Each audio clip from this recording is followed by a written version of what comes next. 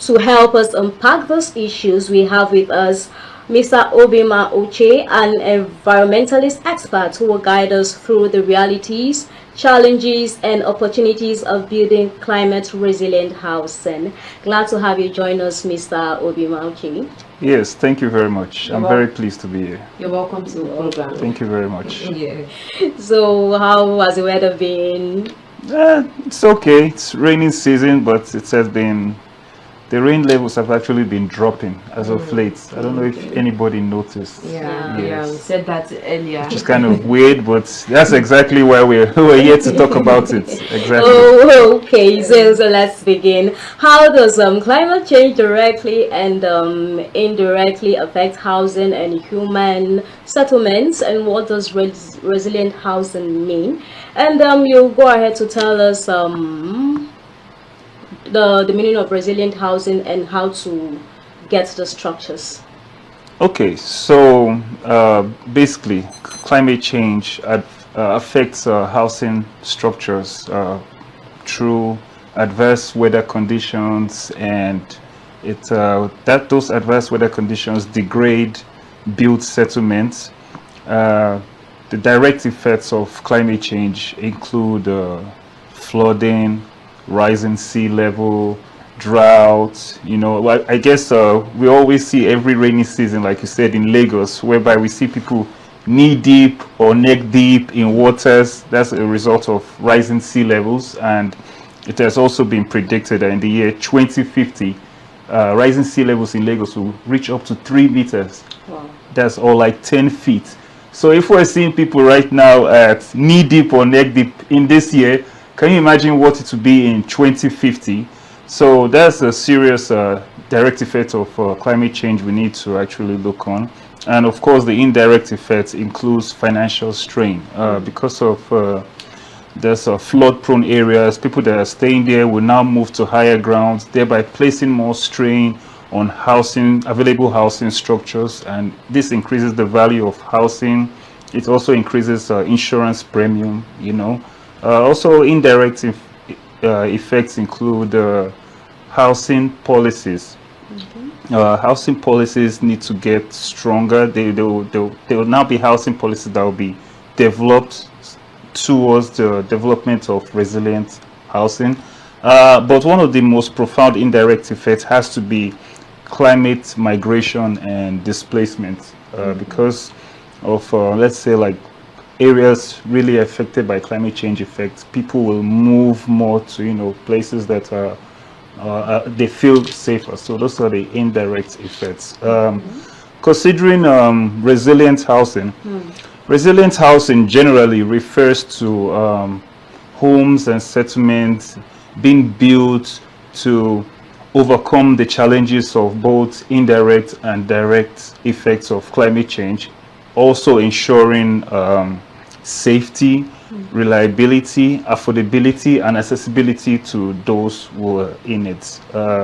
Resilient homes or settlements make use of structures like elevated structures in flood-prone areas, use of flood-resistant floors, use of wind-resistant roofing, and some other smaller adaptation techniques. But generally as a whole, resilient housing not only does it mitigate against the effects of climate change, but it provides an environment whereby communities can strive in despite the incessant changes of climate change. Okay, all right. I want to take you back a little while asking some questions. We just want to know what exactly may cause climate change, because every year we feel like there's a change in the climate and everything. Like earlier this year, back at we could see that the rains came a bit earlier than usual. And one will ask exactly why. And now you've also told us what resilient housing is all about. Building structures to be able to resist and all the climate effects, the changes that come with climate and everything that way. So would that also apply to those that are living in flood prone areas? is there a way they can be able to build, even if they are in flood-prone areas like that? Because we've tried to say, oh, don't build in flood-prone areas, but we still see people going there to go and build. So since they are there ways they can build in order to, make it resilient for them when the rains come and it begins to cost a lot? Yes. Although not advisable, but definitely there are some people that, especially along the coastal line, that is their home, that's their traditional home. So telling them to move might not be that ideally manageable for them. So, let me take for instance the flood-prone areas around the coastal communities. Making use of elevated structures, making use of bamboo helps. Also making use of really very efficient bamboo. Yeah, actually bamboo is actually flood resistant, especially if it is fortified with, maybe you use cement and laterite and any other stronger absorbent structures. Yes, it is actually very good, and it's cost effective. It provides a temporary relief. It's not permanent, but it provides a temporary relief whereby they can withstand, and maybe within time they can look into other things. Another thing people in the flood-prone areas can do is make use of solar systems. If they have solar off-grid installed solar systems around there, they can use that solar system to pump water or direct the flow of water to other places. Another technology they can also use is installing systems that capture rainfall, so that the water doesn't really build up too much, doesn't really cause flooding and surface runoff. They can capture this rainfall water, and maybe with time they can now redirect it to different. Not very cost effective? What about a method of improvisation for those that may not have the funds to be able to, because these things you're saying, I'm sure there are things that they are high tech machines like this. For those that won't be able to afford those machines, is there a way they can improvise those kind of things? Unfortunately, yes, they can improvise, but long term they will have to couple modern technology, and modern technology is kind of costly, but in the long run it's better. But temporary relief using elevated structures, like I said, the bamboo, and there's some flood resistant floors they can make use of. There's some wood in around their community that are flood resistant, that doesn't absorb water that much, takes time before it absorbs. They can make use of that, but that's only temporary relief. Within time, either they have to leave those flood prone areas, because climate change is not stopping today. No, it's not stopping anytime soon. So they just have to be proactive. They have to be aware that, listen, this thing, since we're in a flood prone area, we have to just embrace modern technologies, or we move from here. Now, what do you think will make these people leave these areas? Because year in, year out, the NIMET keep giving warnings that move away from these areas. If you can't afford to build a resilient house, or you are not aware of this structure, why not move away? Do you think it's really their fault, or the economic challenge of the country? Yeah, like you just said, economic challenges. It's not easy moving, first of all, and also this is like their traditional grounds. This is where they were born. This is where their forefathers have been. So you telling them to move from their traditional home to another man's land, it doesn't really sit well with a lot of them. Some of them will be like, I'd rather stay here till, whatever, because this is where my forefathers built. This is where they have lived. So this is our ancestral home. Living here. So it takes a lot of building awareness, letting them know this. Listen, these are the effects, and this is what you need to do. And if we can also provide settlements whereby they can go and still feel at home, because at the end of the day they will still have to move. That's just okay. All right. Just to chip in from what she has said. Yes. She mentioned something about NIMET, and just recently today, NIMET has already released a warning to specific states to be ready, because they might be flood prone as the rains come and everything. And for you as a person, let's take for instance, you're in a place of government or even in the states. What are the things you think that you can do as a person to be able to, you know, be prepared, or you think the government should do to be able to prepare for this flood, apart from the fact that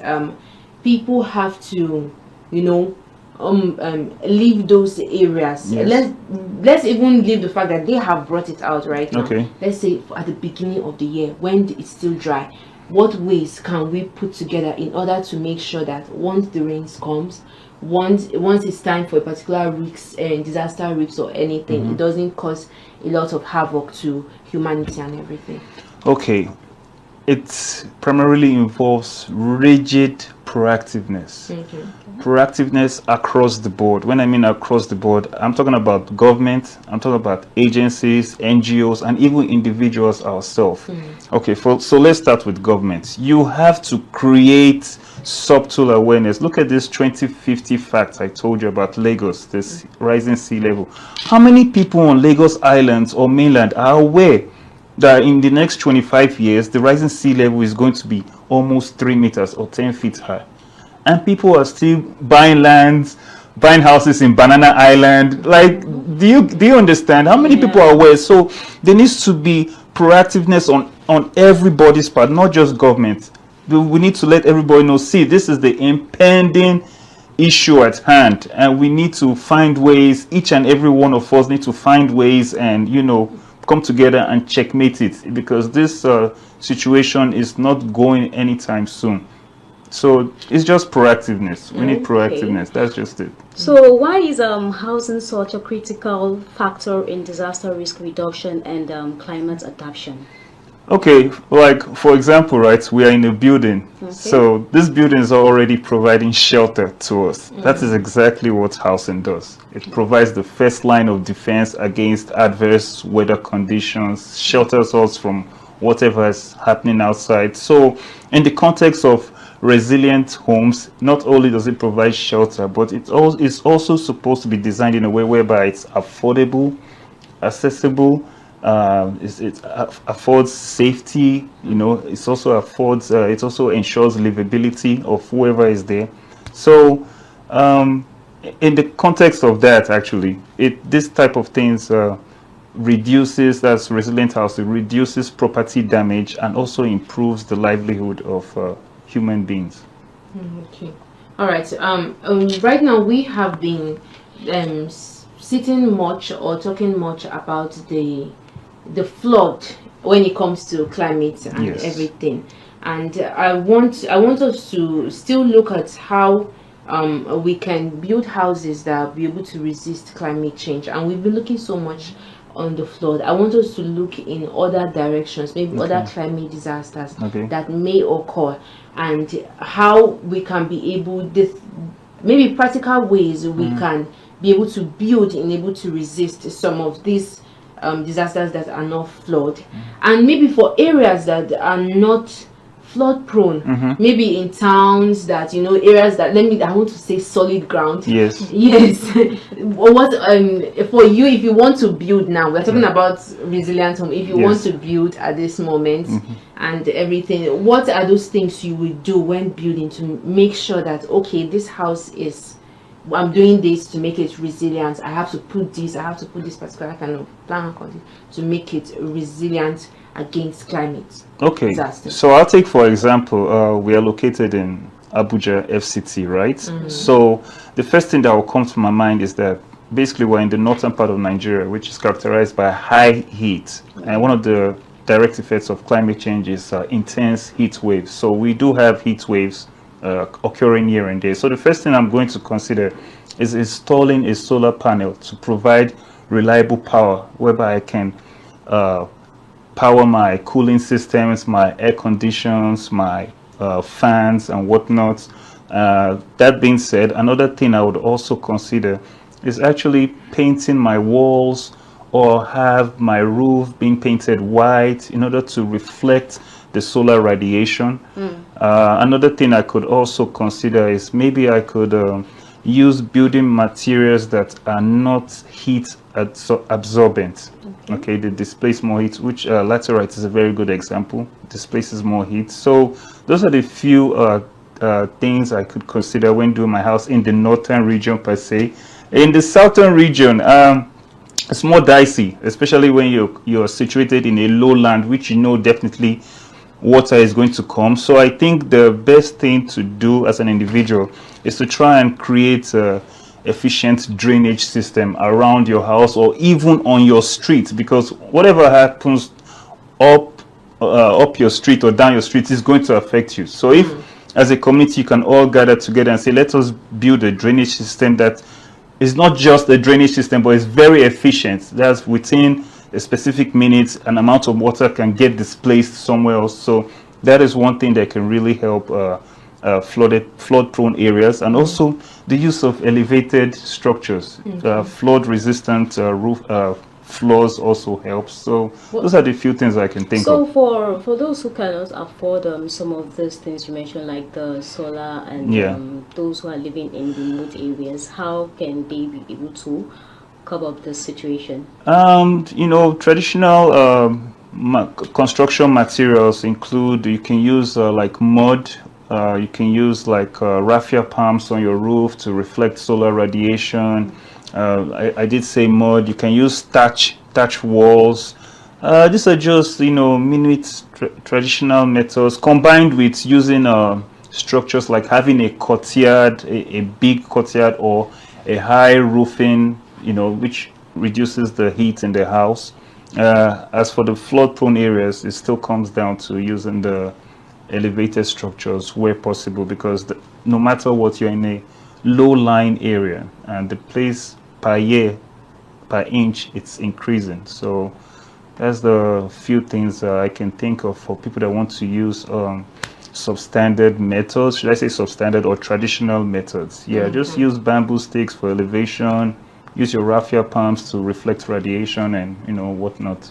Okay, all right. So at this juncture, we'll just due for a break, and when we return, then we are going to look at how sustainable materials and renewable energy play a vital role when it comes to resilient homes and also preventing climate disasters. Stay tuned. This is still Good Morning Africa.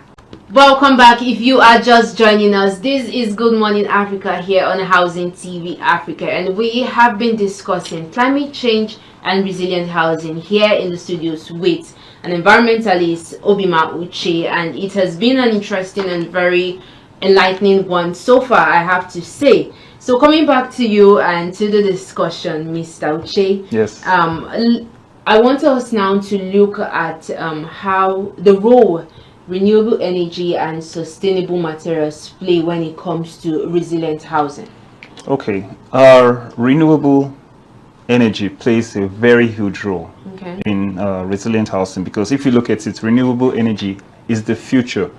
Not only does it actually mitigate the effects of climate change, but it also helps climate change. It also helps reduce the emissions of greenhouse gases. So that aside, when we talk about renewable energy, we're talking about, the first thing that comes to our mind is solar energy, right? So solar energy is very natural. It can be harnessed to power a lot of systems.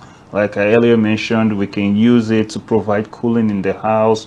We can use it also develop off-grid solar installation systems, whereby when our national grid per se goes off, it can all come back on and power reliable electricity, whereby people can use it during maybe during thunderstorms or during flood or during, you know, heat, or, you know, all the. So renewable energy is actually the future. It's actually the way to go, and it also provides energy security. Like I said, if the national grid goes off, it can be turned on because it's for 24/7, so it doesn't need any off and on switch. So that's one of the benefits of renewable energy, and when we're talking about solar. So the other ones also include the use of wind turbine methods, wind turbine mechanisms. We don't have a lot of wind in our nation, but it has been said that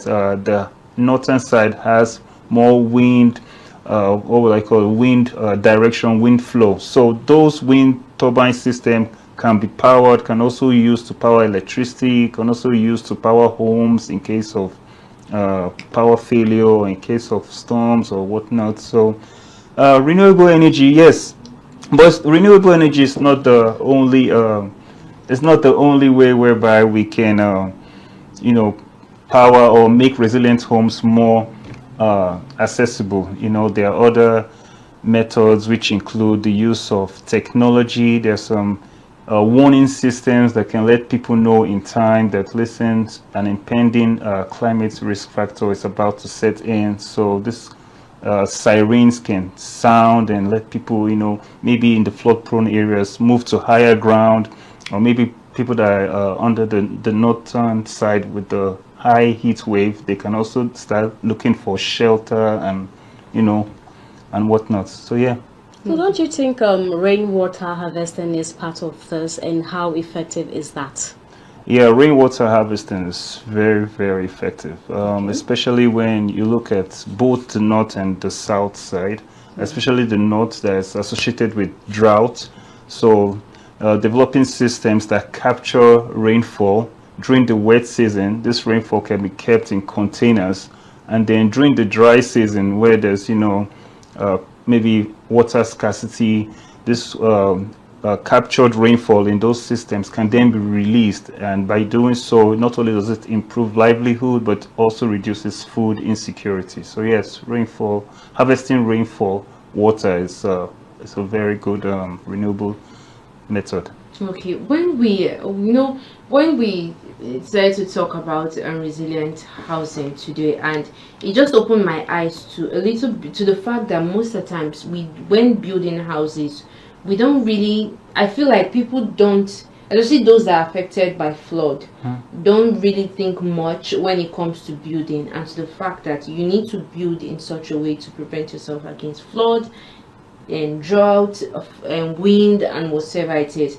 So two questions I want you to talk on, maybe those little mistakes people make that are very detrimental when it comes to building, and it makes the home not so resilient. Yeah. And maybe and also if urban development is actually a priority when we're talking about climate change and resilient homes, because it seems like it's only those at the rural areas or even at flood prone areas that are being affected. What about the urban development? When it comes to urban development coming to the towns, how is the town itself a priority when it comes to building resilient homes?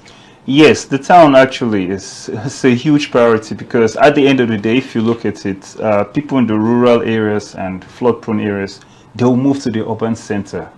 And I think this thing still falls down on awareness. A lot of people are not too aware. They are like, especially in the Lagos Islands and mainland, they're like, okay, rainy season, yes, water, dry season, it will go back now.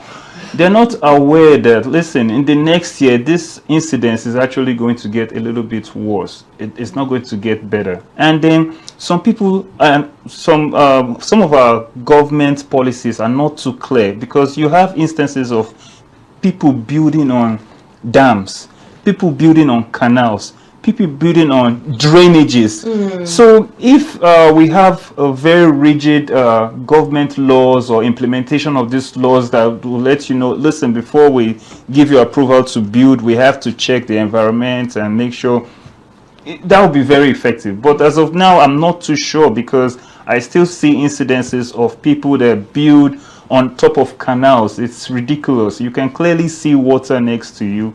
You're building there, and then when you ask them how much is the rent, they talk ridiculous price. And I also have an issue with that, because okay, like those areas, I believe if you go to ages, you get all those information, like Yes. okay, they have those information, they have those data, these areas, they are flood prone and Yes. everything. So my question is, what happens when people come and tell you, okay, they want to acquire land, they want to acquire a space, and you're checking your data, you're seeing that, okay, this place you want to acquire a land or a space, this is flood prone. Yes. In order to prevent, had I known tomorrow, But yet these lands are still given out to people, and I'm like, exactly why? Yes. Because if we on our part as media practitioners can only, and even young environmentalists can sit here and just bring awareness to the people. That's all we can do, and let people know that this is how it's detrimental to them. But those people who are at the helm of affairs, the point of delivery, they're supposed to be like, no. Me, I'm even of the opinion that government should even say all flood-prone areas should not be given out to anybody. Yeah. Let them be government property. Exactly. Use them for something, because it's useful. So I keep wondering why exactly these lands, these spaces are still given out to people at the end of the day. Because people are cutting corners. It is just that simple. People are cutting corners. Even in government officials, it's unfortunate to say that you have people that are just trying to make an extra buck. So they'll just stamp it. Maybe they'll be collecting kickbacks under the table. So yes, they will stamp it and let it go. Because it's, how do you, I was watching a YouTube video this year. A high-rising mansion was built in front of a canal. I don't know whether you guys saw that this year, whereby Governor Babajide Sanwo-Olu was saying that all those places will have to be demolished, and then some people started saying, is this an ethnic thing? Not really. Those houses are built in front of canals, like, and they just built that house. Who approved for that structure to go ahead? There are a lot of kickbacks, a lot of cutbacks here and there. People are just trying to make ends meet, but at so doing, they're getting temporary relief, but in the long run, it's going to affect everybody. So that's just really it. It's a mental issue we have. I think we need to revamp our mentality. So what like the future now? How do you think building resilient home and people will cope with getting the structures in the nearest future? Wow, resilient homes. One of the challenges is actually it's not that cheap, but if government can play a role by subsidizing some certain construction materials, or maybe there's the materials for solar panel acquisition, maybe they can cut those materials down so that people that are into the solar industry can sell at affordable rates. It will really, really help, because you see, this thing we are doing, it affects everyone. Even if you leave Nigeria, you go to the United States of America, climate change effects will still hit you there. In fact, we're actually blessed, if you ask me. Our own climate change effect is not that deep. Some people have tornadoes, hurricanes. Imagine we in Nigeria seeing something like that. So, and ours, if you ask me, is a very, very simple thing, especially when it comes to flooding and drought. Create efficient drainage systems, more efficient drainage systems. In the northern region, we have so much sunlight. Harness it.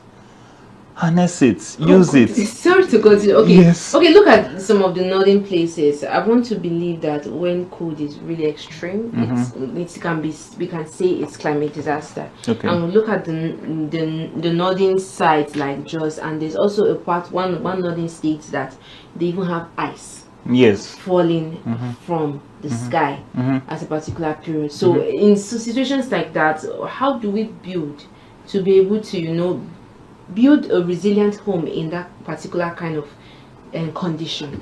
Okay, first of all, you have to take recognizance of what is the prevalent climate risk factor there. So whatever that climate risk factor there, you have to now make use of whatever materials you have, either the traditional materials or you make use of the modern technologies. Every place is unique. Nigeria, we have a diverse geography, the coastal south and the arid north. So there are some technologies that you might not use in somewhere else. So wherever you're located, you make use of the technology that is affordable to you. So I can give you an example for, like, I'll still talk about the north, the arid north. In case of intense heat waves, either you can use mud houses, but just that mud houses are also prone to severe rainfall and storms, but it offers a temporary relief. If you want to make it stronger, you plaster it. At least plaster offers more at least within time, and that's affordable. So you can come back in maybe next 2 years and replaster again. So that's an affordable thing you can do, but just know that in the long run, it's better you have to get the modern technologies, which is not cheap, but it is what it is, unfortunately. So what can be done to address this challenge and to ensure that the people, the masses, get to adapt to resilient home? They get to know about this and ensure that they take pre-measures to put on ground resilient homes in case of any of this climate change disasters? Definitely, it has to be awareness, creating awareness, and not just creating awareness, aggressively creating awareness, whereby it's in your face. You come on the street, you see a billboard, climate change is real. It's spoken in your local dialect, it's spoken in the layman's English, it's spoken in such a way that everybody understands. It has to be everywhere. We have to be aware that, listen, this thing, we might not be seeing too much of it, but the people that are really affected, they will tell you that, oh, honestly, this thing is real. But people that are not really too, let me say, exposed to it, they're like, So this awareness needs to be aggressive. Everyone needs to play a role. Government needs to come out and start saying, this is what is happening. We are now dedicated in building resilient homes. Any housing structure that wants to be built now, you need to have some kind of adaptation features against a climate risk. It is an aggressive feature, because we're talking about now 2025. I'll still go back to the fact of the 2050 thing. I'm not hearing or seeing anything or anybody talk about what is going to happen in 25 years from now in Lagos Island or in the coastal communities along Bayelsa, Delta rivers. I'm not hearing anything, and those rising sea levels are still rising. People are still there. Yes, NIMET can issue warning, but I think government agencies with other associated agencies need to come on the ground and tell people, listen, this is what it is. Either we build resilient homes or you relocate from here, because this place is not safe. Thank you very much. Okay, thank you. So on the environmentalist part, yes, what role do you think they will play in ensuring that the awareness reach, to make sure that the people are aware of this resilient home? Well, just like I'm doing now, I'm here on your beautiful platform. Okay. So I know millions of people are going to watch this. So I'm already creating awareness. But despite this, individually, I also create my own awareness. And environmentalists worldwide, people look at us like, these guys, they don't chop belefu. Because it seems like we're making we're creating awareness for something that is not so visible. People like to see the visible, they don't like to see invisible things. So environmentalists worldwide are doing their thing. Of course, we also have NGOs that are really helping, but to be fair with you, federal government they really have to be aggressive. Just I think it's today, or was it yesterday, I saw that CNG price, the subsidy, has been removed. CNG actually was supposed to help in actually reducing the greenhouse gas emissions. So that when you look at it in the long run, why are they removing such subsidies? So these are just some of the few things I think federal government can come in and help us. Thank you very much, Mr. Obima, for coming on the program. It was a pleasure. It's nice I'm grateful. having you. Thank you so much. Yes. And this is where we call it a day here on Good Morning Africa.